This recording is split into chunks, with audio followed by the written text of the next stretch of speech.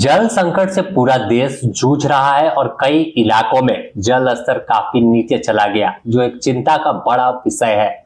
देश के प्रधानमंत्री से लेकर झारखंड के मुख्यमंत्री खुद जल संकट को लेकर चिंतित है और ऐसे में कई योजनाएं चलाई जा रही है जिससे जल बचाने को लेकर कैसे आगे बढ़े, कैसे आने वाली पीढ़ी को लिए पानी बचाए, इस दिशा में लगातार जागरूकता अभियान भी चलाया जा रहा है।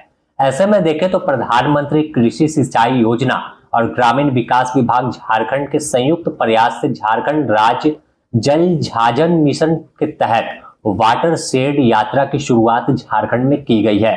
इस मौके पर गुमला में पहले यात्रा निकाली गई। गुमला के बिशुनपुर प्रखंड के चिंगरी गांव में कार्यक्रम का आयोजन हुआ। जल संचयन के लिए जागरूक किया गया।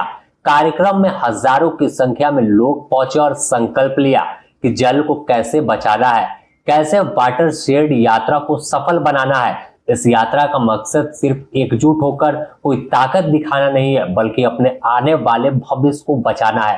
कार्यक्रम में उप विकास आयुक्त गुमला दिलेश्वर महतो, भूमि संरक्षण पदाधिकारी आशीष प्रताप, जिला परिषद अध्यक्ष संयुक्ता देवी समेत जल छाछन विभाग के पदाधिकारी और कर्मी मौजूद रहे, जिन्होंने वाटर शेड के तहत किए जा रहे कार्यों का दौरा किया। साथ ही आम बागवानी का पौधा रोपण भी किया।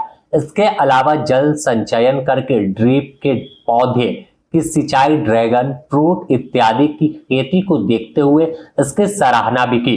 उप विकास आयुक्त गुमला दिलेश्वर महतो ने वाटर शेड यात्रा के बारे में लोगों को बताया कि कैसे जो यात्रा शुरू हुई है इसमें कैसे आगे करना और जल संकट से कैसे उभर कर ऊपर आना है। उन्होंने बताया कि क्षेत्र के टोलो लॉपी एक ऐसी जल संरक्षित नहीं होती, पानी बहकर निकल जाता है। ऐसे में जल संरक्षण के लिए किए जा रहे प्रयासों के लिए उन्होंने सराहना की और बताया कि इसी तरह से आगे बढ़ना है और कई जानकारी दी है।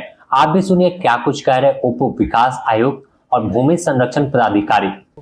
वाटर शेड के तहत चयन किया गया है और यहाँ पर आप देखिए बगल में ही पिछले 2-4 महीना पहले से ड्रैगन फ्रूट्स का करीब 1.5 एकड़ ज़मीन पर लगाया गया है और बगल में ही एक जल संरक्षण विभाग की ओर से एक तालाब बनाया गया है और जो भी भूमि दिख रहा है जो सूखा है, जिस पर कोई खेती नहीं हो रहा था, उस पर अब यहाँ के किसान लोग खेती करेंगे और आने वाले समय में ये हरा भरा नज़र आएगा और यहाँ के किसानों को आय में वृद्धि होगी। सर, आप प्रशासनिक पदाधिकारी होने के नाते आपका इस इलाके से लगाव भी रहा है सर, कितना मानते हैं सर जल संकट लगातार जिस तरह से बढ़ रही है सर, कितना बड़ा समस्या बनता जा रहा है? नहीं, जल संकट तो पूरे देश में ही मैंने बढ़ रही है और जैसे जैसे जिसका दोहन किया जा रहा है, जल का बर्बादी किया जा रहा है, उसके चलते जल संकट आने वाले दिन में काफ़ी गहराता जा रहा है।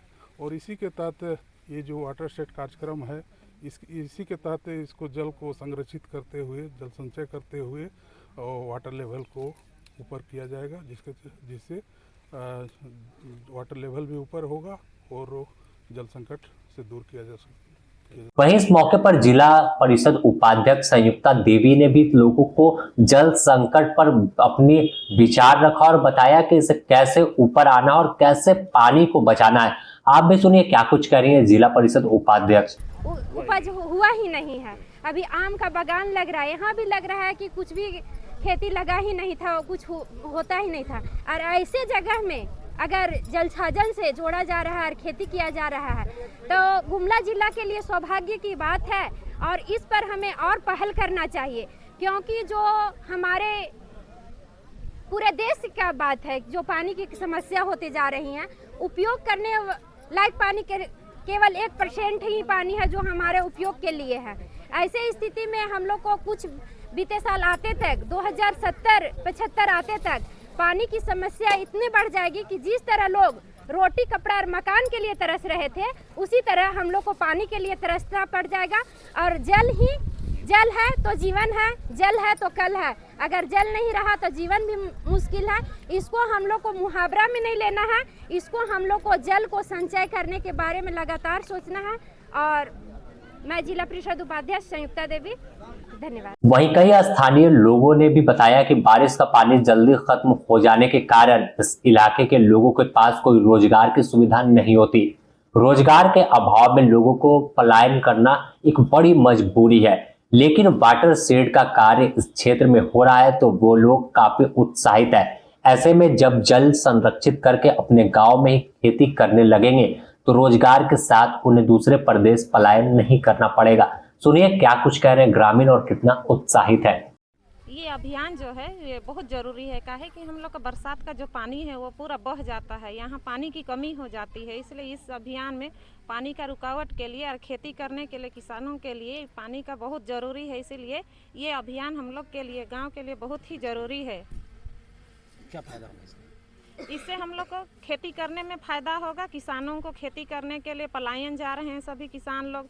खेती नहीं होने के कारण, यहाँ आजीविका कमी का होने के कारण ही पलायन जाते हैं। इससे हम लोग का पलायन भी रुक जाएगा और खेती भी अच्छा तरीके से होगा और हम लोग का उपज ज़्यादा हो जाएगा। इससे हम लोग का गरीबी कम हो सकती है, लोग आत्मनिर्भर हो सकते हैं। यानी अभियान बहुत अच्छा है। ये अभियान बहुत ही अच्छा है हम लोगों के लिए और हमारे इस बिशुनपुर क्षेत्र के लिए भी बहुत अच्छा है। क्या नाम है आपका? मेरा नाम ललिता देवी है।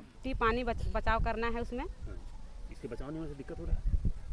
मिट्टी पानी नहीं बचता तो दिक्कत होता है? पानी नहीं बचता है तो दिक्कत होता है, उसमें नमी नहीं आता है तो हम लोग का उपजाऊ भी अच्छा से नहीं होता है।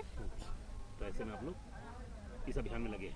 हाँ, इसीलिए हम लोग इस अभियान में हम लोग लगे हुए हैं पानी बचाना चाहते और पानी बचाना चाहते हैं हम लोग। हैं। क्या नाम हुआ दीदी आपका? शीलावती देवी। तो साफ तौर पर वाटर शेड यात्रा अब एक तरह से कहें तो जन आंदोलन बन चुका है और जो तस्वीर दिख रही है इस तस्वीर को देखने के बाद सुखद एहसास है कि लोग पानी को लेकर कितने सजग और ये है साफ तौर पर उन्हें पता है कि अगर जल ना होगा तो शायद कुछ नहीं होगा। जो हरियाली हम नहीं बचा पाएंगे, पेड़ पौधे नहीं लगा पाएंगे, बागबानी नहीं करेंगे तो आने वाली पीढ़ी हमारी पानी के बिना तड़प तड़प कर खत्म हो जाएगी। तो देखें तो साफ तौर पर जिस तरह से पानी की समस्या देखने को मिल रही है, इलाके में जल स्तर काफी नीचे है, तो ऐसे में बागबानी और कई अन्य पौधरोपण कर अपने पानी को बचा सकते हैं। और वाटर शेड यात्रा की शुरुआत भले गुमला से हुई, लेकिन आने वाले दिनों में पूरे झारखंड में जरूरत है कि ऐसे ही लोग जागरूक बने और इस यात्रा को एक जन आंदोलन का रूप दे दे। गुमला से सुशील सिंह की रिपोर्ट।